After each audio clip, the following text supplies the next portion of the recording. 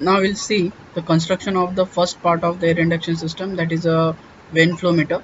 So this is our vane flow meter. Location of vane flow meter is just before the throttle position sensor or the throttle plate. Okay, the throttle plate is employed with the throttle position sensor at the position of 1. Here this is the inlet manifold where the all pipes are come together, and before that throttle plate is there. Now this is the vane meter, the continuous line indicating the minimum position of the vane meter, and the maximum during the maximum position this line is supposed to be aligned with this vertical position, and this horizontal line is supposed to be aligned with in this fashion. So this is the position like this. Okay, so this is the maximum one, and right now this one is the minimum one. So in between the maximum and minimum limit of this vane flow meter, it's supposed to be oscillate with respect to the throttle opening. So whenever throttle is open 10%, 20%, 30%, 40%, even that respect, this inlet manifold vacuum is supposed to be induced or introduced at this vane flow meter. And vane flow meter, due to the pressure difference in between the two end of the vane flow meter, here and here, air supposed to be entering, try to entering and pushing this vane flow meter in upward direction. So with, this is the angle through which the vane flow meter is supposed to be a turn or oscillate. So this alpha is with the proportion of the throttle position, and it is calibrated in that way. It have the effect of the density. For example, whenever air is cold, that time density of air is more. Whenever air is warm, the density of air is low. Even though whenever we are traveling at the sea level, air density is more. Whenever we are travel above the sea level, density is somewhat different. So with respect to the density, the pushing force of the air is vary. Okay, so engine come to know in by this effect. Okay, whether we are traveling or the air dense region, or whether we are traveling through a whether we are suffering a air dense season, that is winter or summer. On that basis supposed to come to know whether the air is introducing inside the system is dense or having less density.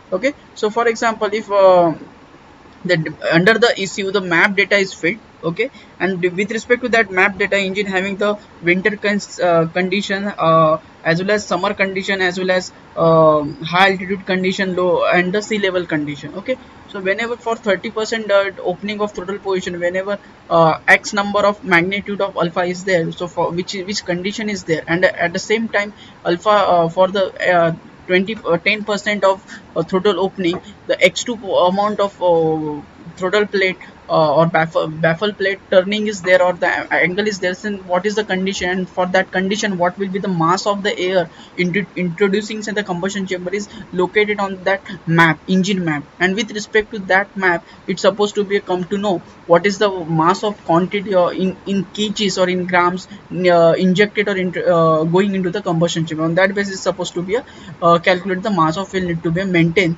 or supply a required air fuel mixture to the engine. Okay, so how it take place, we know the simple formula, that is PB is equal to MRT. On the basis of that formula, if volume we know, okay, that is the density we know. Okay, here this thing, the angle or the force required to push this vane with a certain angle is directly proportional to the density. Okay, as density increases, the increases the for the same percentage of throttle opening, for example 10% of throttle opening, the magnitude of alpha goes on increasing as the density increases. Okay, because pushing force increases. So the density we know, and density if we density we know, this is nothing but the mass per volume. Okay, so whenever we know the density, okay, from that engine map, if we multiply the volume of cylinder or volume of engine or the volume of the air filter box, okay,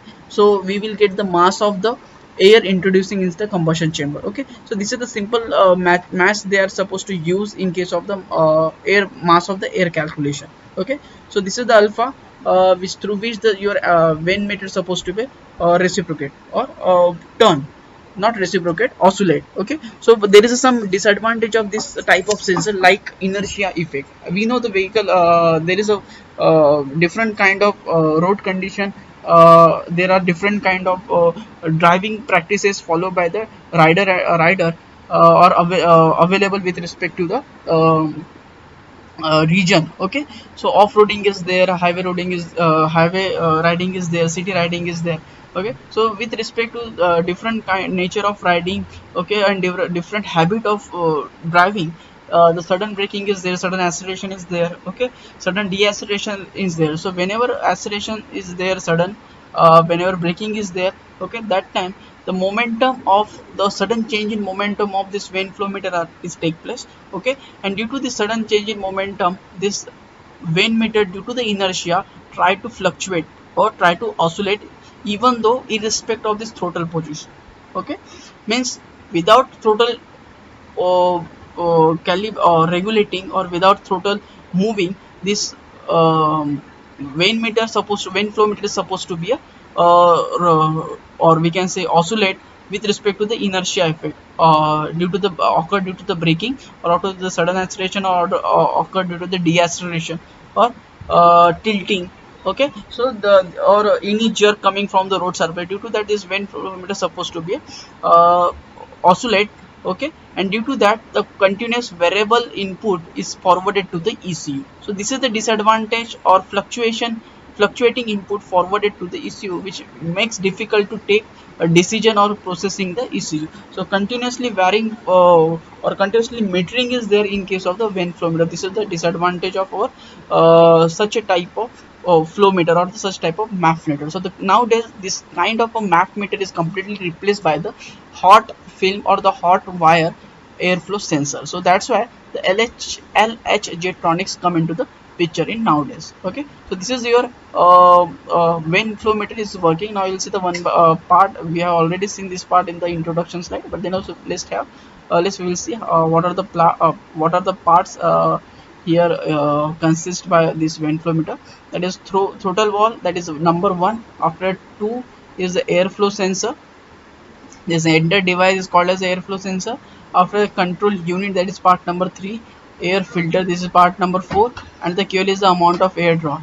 Okay, here this is a how detailed picture of this vane flow, the actual picture of the vane flow meter. This is A is the compensation valve. This is A is the compensation valve. That is how exactly it look like. Okay, there's a one thing need to be remember that here at this portion the spiral spring is there. Okay, or the spring helps to dam that fluctuation. As I told you, the continuous fluctuation is there, but in case of the high rate of acceleration or high rate of deceleration, is a damping effect of the spring also not that much efficient, because we can't use the high stiffness spring over here, because whenever we are using the high stiffness spring, that time there is a chances in between there is chances of input error in between throttle plate position and the vane flow position, because for the 10% of opening of throttle plate due to the high stiffness spring, that vane flow meter only opens 5%. Okay, so there is a 50% loss may occur due to high stiffness spring. So the ring spring present inside this that vane flow meter, for the damping purpose, it should be a designed or properly calibrated with respect to this throttle position opening. Okay, in that way, in order to have minimum error in the minimum error this in terms of positioning will be there. Okay, so this is the thing. After point number 2 is nothing but the damping chamber. Okay, after that 4 is this sensor flap. This is a sensor flap. Okay, after that fifth is the idle mixture adjusting screw. So this is the idle mixture adjusting screw present over here. Okay, which is which control the idling speed of the vehicle, through which air is supposed to be enter. Okay, another thing, bypass port is also here. Here also one more adjusting screw is there.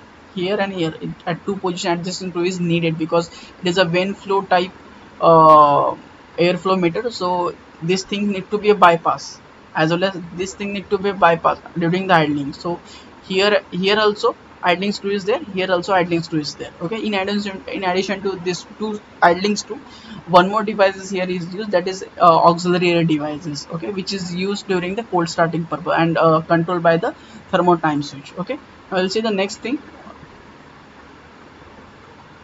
Okay, so as I had told you, the disadvantage of airflow meter, it restricts the airflow with limits the engine outputs. Okay, it restrict the airflow just because of its inertia. It having some mass, due to that it restrict the airflow. Some more mass of air, or we can say some more percentage of throttle opening is required in order to deflect it. Okay, so this is a disadvantage of this vent flow meter. It moving or electrical contact can wear. As I told you, there is a potentiometer, or the needle is there located inside this box. Okay, which changing the resistance or variable resistance is there, so which responsible to change the current magnetic flowing through the circuit. So this is a varying part which is used in case of the vane flow meter. After, the vane has to be oriented with respect to the gravity. Okay, if vehicle get tilted, for example, if this thing is employed in your bike, then suppose you have fall down. Okay, your bike get tilted or completely uh, lie down. At that time, due to the gravity, this flap supposed to be open completely, so your bikes instead of deaccelerating get accelerate. Okay, so this is a thing which may mislead during the accidental case. Okay, so whenever bike get turned or lean down, that time this flap, due to the gravity, may get responsible to accelerate your bike. Oh, okay, so this is a thing may happen in case of the such a type of airflow meter.